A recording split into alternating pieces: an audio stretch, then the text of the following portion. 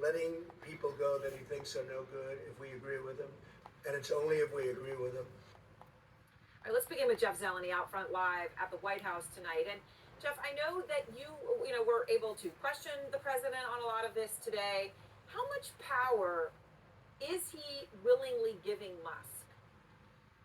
Aaron, it's really difficult to compare to anyone else in the government because Elon Musk has the broadest portfolio, certainly for an unelected official and for an unconfirmed official. I mean, we are seeing example after example, hearing story after story from really agencies across Washington. But I was there in the Oval Office this afternoon asking the president questions, and I would answer.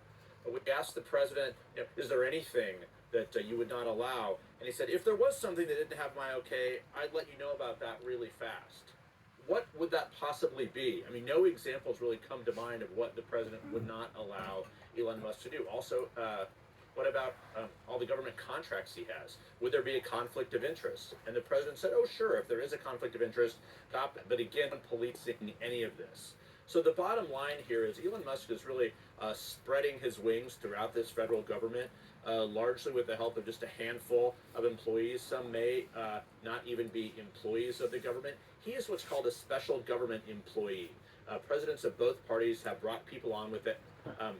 Experience and expertise to work in the government on a part-time basis. This goes far beyond anything that we have ever seen before.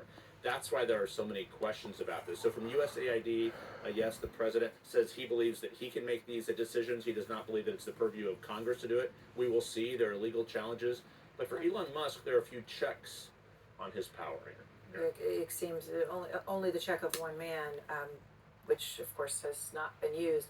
Jeff, thank you very much. Up front now is Katie Drummond. She is the global editorial director of Wired, and they have these incredible exclusive new details about who Elon Musk is bringing in, sending in to these federal agencies.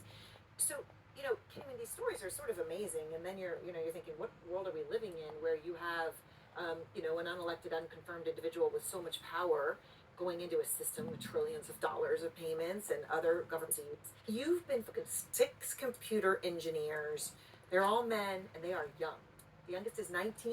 And Aaron, just to be clear, this is the world we are living in, and Wired has been documenting a few sort of small parts of this world, including, yes, we have identified, and our reporting has identified 6 young men. All of our reporting indicates they are between the ages of 19 and 24. They are either recent high school or recent college graduates. High school graduates in at least one case, all with ties to either Musk-owned companies or Peter Thiel-owned companies. So one is a former Palantir intern, another interned at SpaceX, one is a Thiel fellow, another recently completed a summer internship at Neuralink, which of course is also owned by Elon Musk. All right, so what are they actually doing, and who's paying them for the work? Well, it's to be candid, a little bit difficult to ascertain exactly what they are doing. What we do know is they are working across several federal agencies, including DOGE, of course, as well as the Office of Personnel Management, which is essentially the HR function for the government, and the General Services Administration, which oversees things like federal buildings, leases, and then technology and IT. So what we do know is that these young men are working at the behest of Musk and his team that he has brought in across these agencies on a number of engineering-related tasks. So, okay, Elon Musk wants anyone talking about this, sharing the names of these DOGE employees charged with a crime. Obviously, these are people who are going in and now going to have access to payment systems that affect hundreds of millions of Americans. Possibly, if you talk about Treasury and certainly federal employees. He's got the backing of the U.S. Trump attorney in Washington. Says the FBI and prosecutors are investigating. Yep. Has Musk reached out to you or any of his lawyers or anything?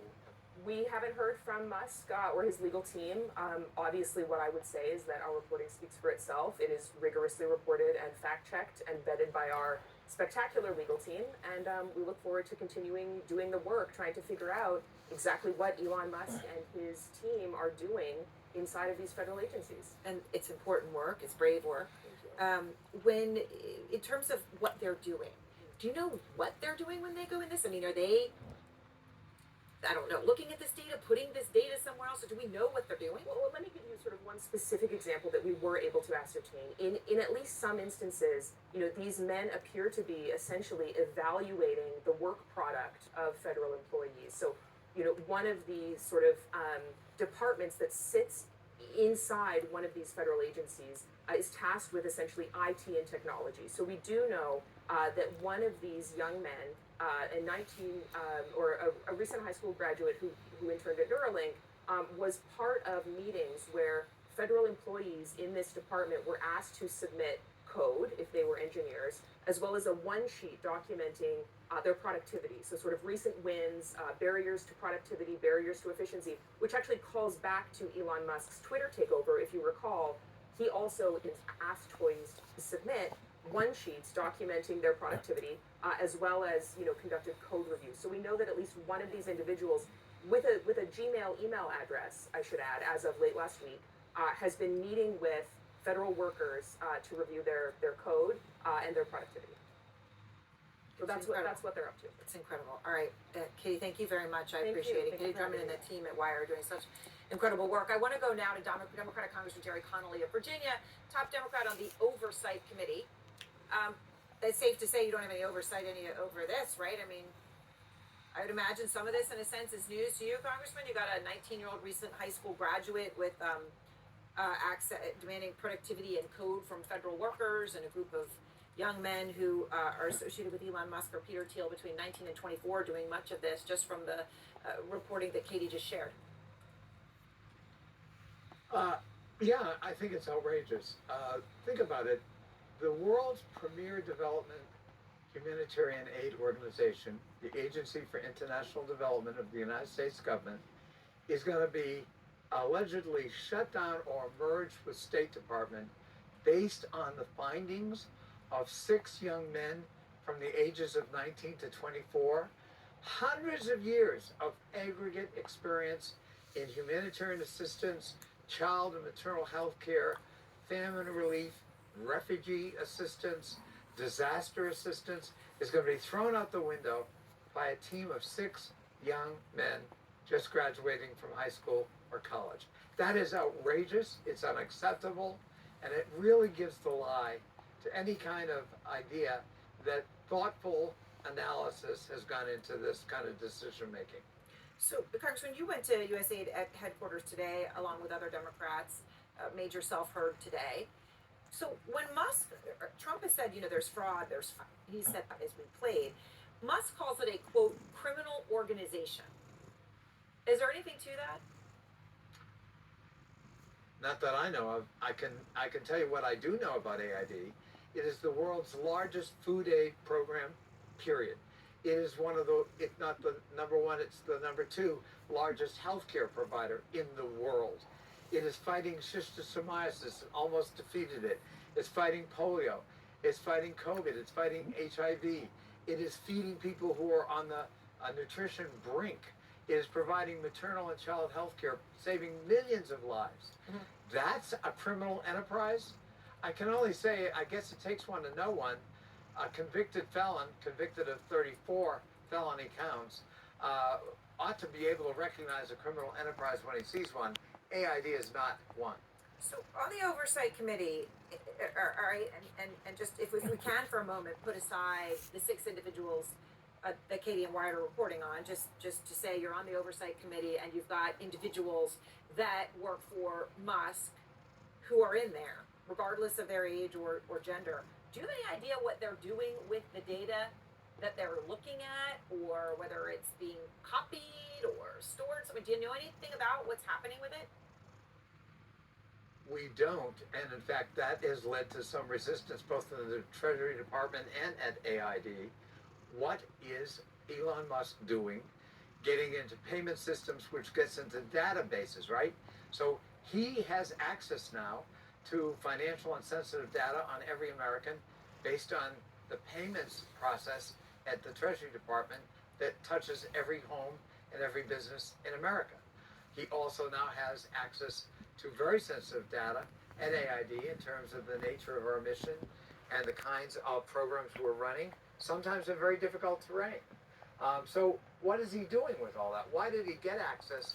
How did he get access? And what is he doing with it? And I'm calling tonight for Chairman Comer of our committee to subpoena Elon Musk and bring him before our committee so we can have answers to those questions.